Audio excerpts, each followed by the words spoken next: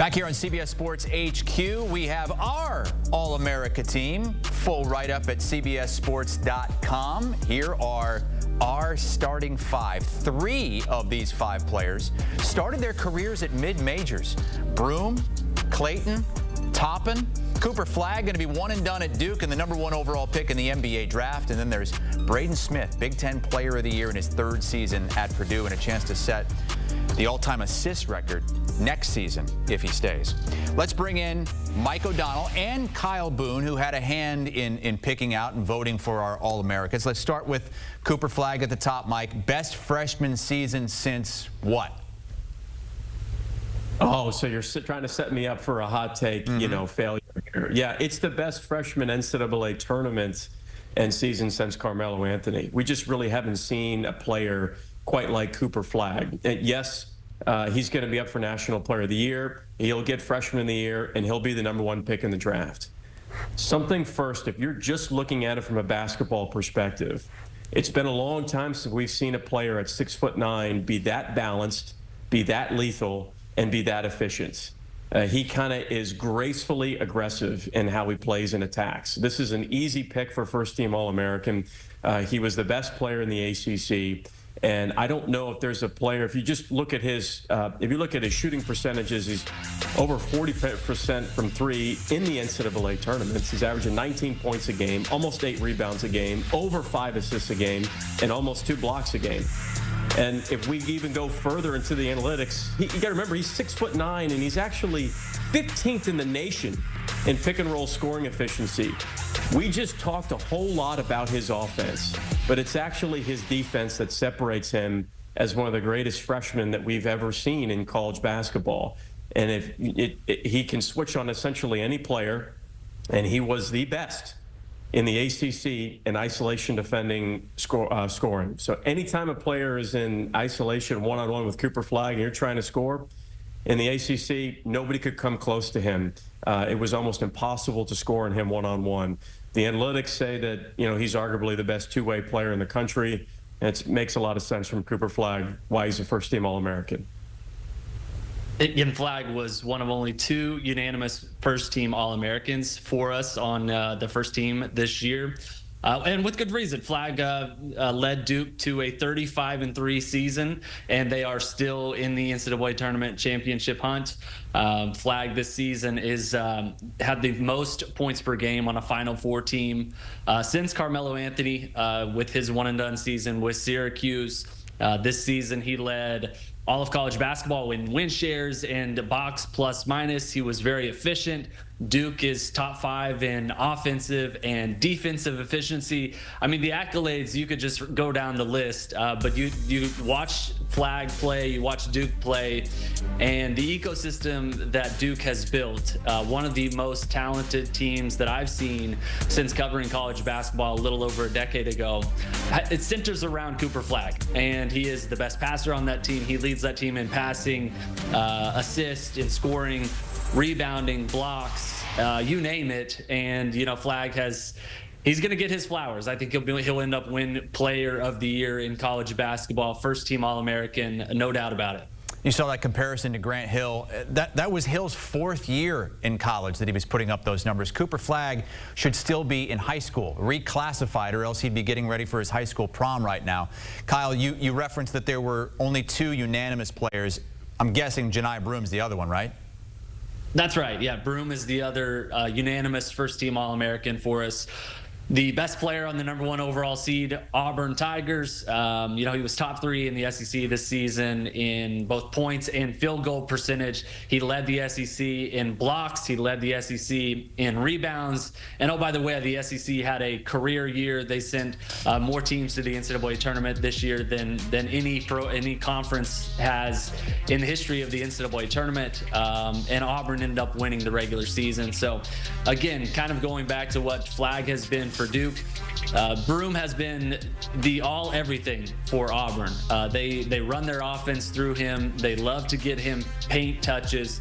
They like to allow him to pass out of the paint and create their offense that way. He's been tremendous on defense as well. And this Auburn team, their title hopes are tied to how good Johni Broome has been this season. And that is the huge reason why there's so much attention around how effective Johni Broome will be with the elbow injury. But, no question, this season he's been one of the top 2 players in college basketball. To win the title, they'll need to get past Walter Clayton Jr. and the Florida Gators in that national semi on Saturday. I was texting with you, Mike, earlier today, and you said that you think Clayton is perhaps the most underrated point guard of the last decade. Why? Because of how good Florida has been and that he's been the head of that snake for the Florida Gators. And Walter Clayton Jr., his ability to break down defenders is unmatched. One of my favorite things about his game, he's just unfazed at any point in the game, whether it's tip-off or late shot clock. We have only started to appreciate now in the NCAA tournament how clutch Walter Clayton Jr. has been. He put together one of the best individual seasons of any Florida Gators player ever. His ability to shoot the 3, get inside of the paint, drive and kick. Obviously, he's an elite passer, big-time playmaker. I was trying to think of a player comp and how does he play? How does Walter Clayton Jr. play? There's a lot of Deron Williams in his game. And the fact that he's kind of a little bit of a bigger guard, strong, tough, physical. He doesn't beat you with speed. He kind of beats you with an intelligent first step. He's got a absolutely lethal step-back jumper, and he's got some of that Steph Curry-like clutch shot making. Is number 1 in the SEC in pick-and-roll scoring efficiency. And that is going to be so important at the next level. It's going to be so important in the Final Four and to get to the national title game. But I think Walter Clayton Jr. is going to go down as one of the all-time great Florida Gator players. And he has absolutely been the point guard that everybody's like, oh, wow, this kid is really good. He needed to perform at the highest stage. And when his team needed him the most in the NCAA tournament, he put on a Steph Curry-like performance with some of those shots made. Clayton Jr. is a real deal, one of the best point guards in college basketball. 30 points in that Elite Eight comeback win against Texas Tech. And Texas Tech has the only difference in our All-America team compared to the AP team. Kyle, what do you think of JT Toppin getting the nod from us over Alabama's Mark Sears? I love it. That's how I voted. I think JT Toppin was worthy of being a first-team All-American this season. He was number 1 this season among major conference players in player efficiency rating. Super efficient as a scorer, really good on the defensive end. Texas Tech, as a result, one of the most balanced teams in college basketball, was a couple of breaks from making the Final Four, if not for those pesky Florida Gators. Toppin was the Big 12 Player of the Year this season. High usage on a top 5 offense at Texas Tech. He was the energy guy. He was the glue guy. He did a little bit of everything for Texas Tech this season. And coming off a year where he won Mountain West Conference Player of the Year at New Mexico, transferring up to the Big 12 and elevating his game all the same. Very impressive season for JT Toppin, who is a first-team All-American with CBS.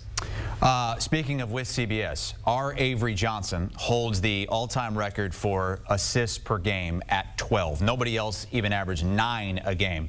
But this season, Braden Smith came close to that, Mike, averaged close to 9 assists per game. And if he comes back for another year and improves on that slightly, he could be the all-time assist leader for a career in college basketball history. Yeah, I feel like that was a slight dig at me, but I'm going to let that pass. And secondly, you are absolutely right. Braden Smith, if you go on social media at all, he's kind of a polarizing player. Now, obviously, Purdue fans love him, and then there's a lot of people that like to pick apart his game. Before I dive into the numbers and the stats, I'll just say this: Braden Smith might be the toughest point guard in college basketball. He will regularly play 40 minutes without even thinking twice about it. Matt Painter never takes him out of the game. He never looks tired. He dives on the floor for loose balls. He takes charges. He's the vocal leader of the team. He might be the best leader in all of college basketball. He's tough, he's physical, and he's gritty. He's the 9th best player rating on Bart Torvik, the #1 overall point guard. You just mentioned his assists, 8.7 assists per game, second in the nation. He had a 15-assist game against Houston in this year's NCAA tournament. To drop 15 assists on Houston might as well just get you in the Purdue Hall of Fame right away. That's wild. Still almost averaged 16 points a game this season. He's a pick-and-roll maestro. Nobody in the Big Ten has come close to operating in as many pick-and-roll actions as Braden Smith. He's elite, high IQ, tough. I absolutely love this pick for Braden Smith as a first-team All-American. There you have it, our first-team All-Americans. You can find it at CBSSports.com, diving a little more deeply into it as well. Kyle Boone, one of our voters for that. March Madness Live, where I'm sure you've watched some of the tournament games. You can watch the last 3 there as well, the Final Four and the championship game with the March Madness Live app.